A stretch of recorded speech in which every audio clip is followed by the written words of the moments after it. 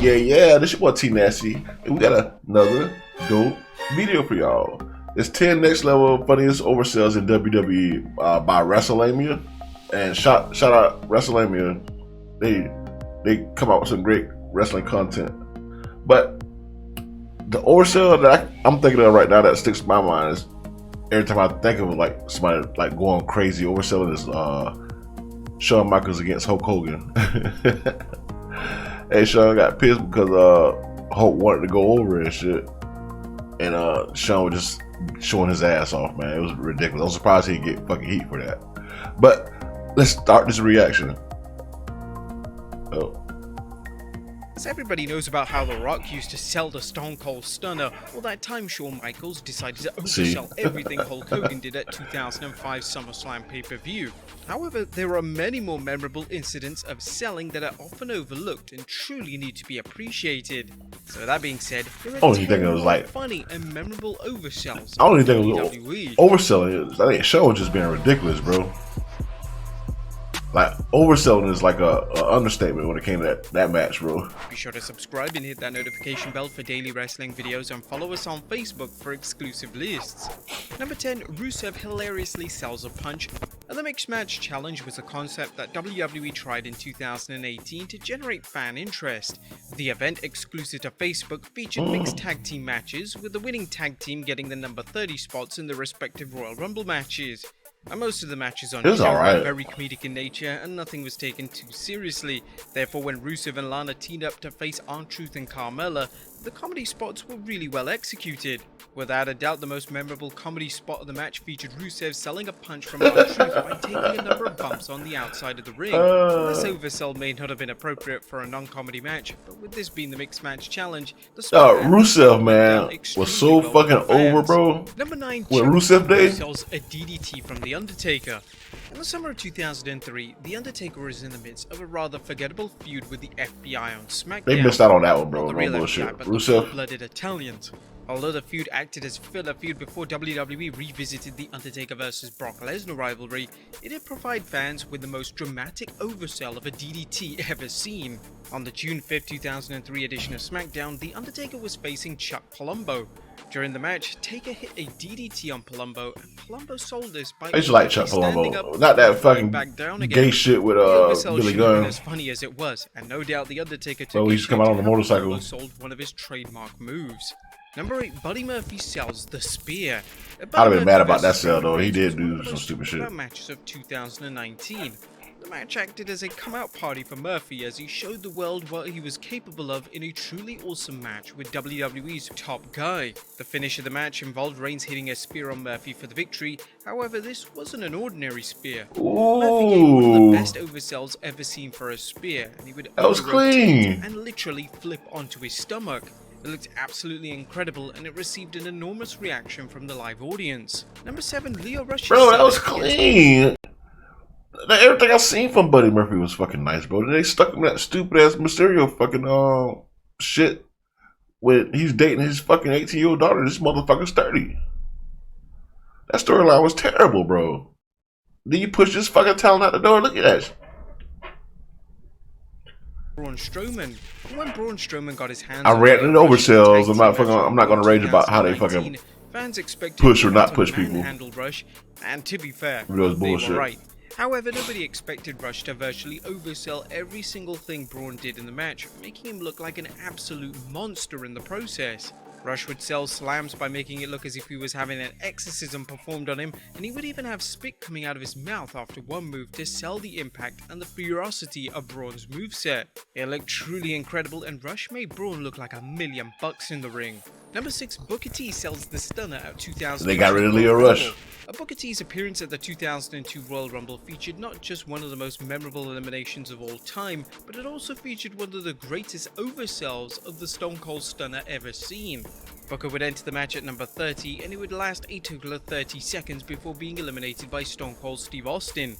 Booker was eliminated by literally being Stone Cold stunned out of the ring. This came about by Austin interjecting a spinneroonie attempt from Booker, and it resulted in one of the biggest crowd pops of the entire match. Number 5, Cedric Alexander sells the Claymore. Drew McIntyre's Claymore has become one of the top finishing moves in the entire WWE. Yeah, it looks good. Without question, the most memorable sell of the move has been from Cedric Alexander. During a number of another great together, Cedric has sold the Claymore by literally turning himself inside out and doing a flip to sell the move. Speaking to Ryan Satin, McIntyre himself admitted that Cedric has the best sell of his finisher that he's ever seen. He revealed, Cedric Alexander, inside out. The first one we did had to be replayed a million times with the live fans. Backflip over and it looks spectacular. There's another one they don't like pushing. Cedric Alexander's a fucking great worker, bro. And kick someone in the face. Sucks on the mic. Like that. Number 4, Ricochet sells the RKO by landing on his head.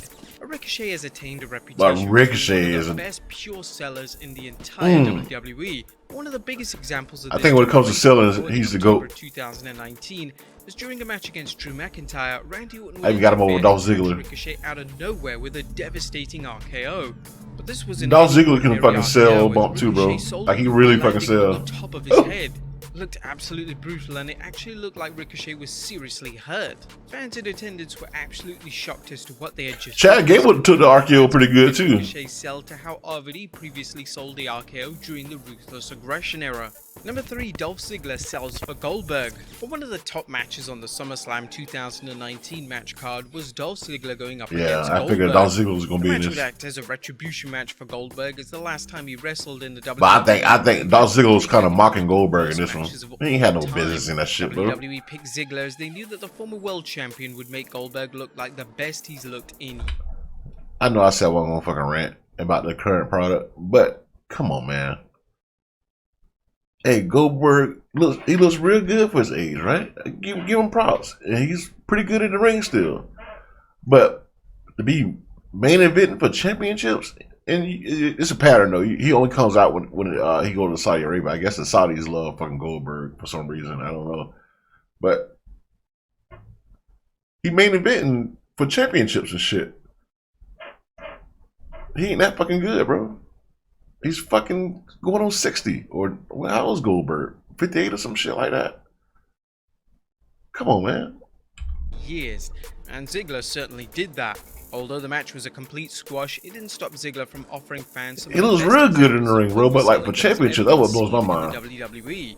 Ziggler would sell a number of Goldberg spears by flying through the air. You can't push your lower card and your mid card. LESNAR throws Ric Flair over the when you don't trust them, you have to bring back fucking Goldbergs and your Brock Lesnar's and these old ass motherfuckers that do anything, bro. They were adamant to make Lesnar the next top guy in the WWE, and he would run through virtually the entire roster before becoming WWE champion at SummerSlam in 2002. One of Lesnar's lesser known matches during this time was a great match with Ric Flair on Raw in the summer of 2002. In the match, Flair made Lesnar look like an absolute beast by selling everything he did with fear and trepidation.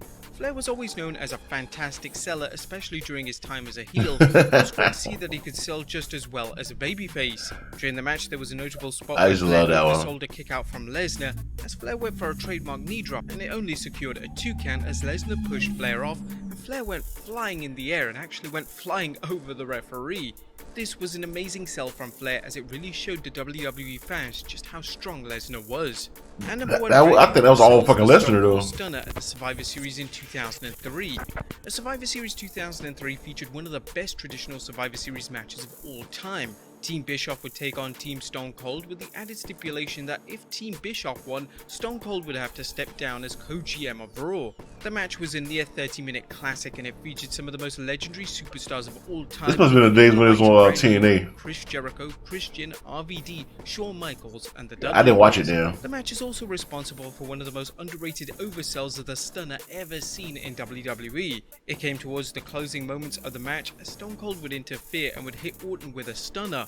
Orton sold this by flipping backwards and threw himself back so much that his legs were actually hanging out of the rope. Oh, that was perfect. That was a good one. But there you have it, folks. 10 more funny and memorable oversells. But that's the end of the video, man. I'm sorry when I'm a little rant. Matter of fact, I might do another video, just me talking about the current product of WWE, because I've been a fan of WWE for a while. Today, Junior? I grew up on it. My dad used to watch it all the time. Me and him both used to watch it, so it's always me and him, his thing. But I come and go. Like whenever the Attitude Era was popping, very popular, I was in it then. Then when they moved to TNA, I kind of, you know, I was getting older, so I kind of got away from it. But came back, then left again doing most of the John Cena bullshit. Then came back with the current product. But just look out for it, man. It's your boy T Nasty, man. Holla at your boy, and I'm out.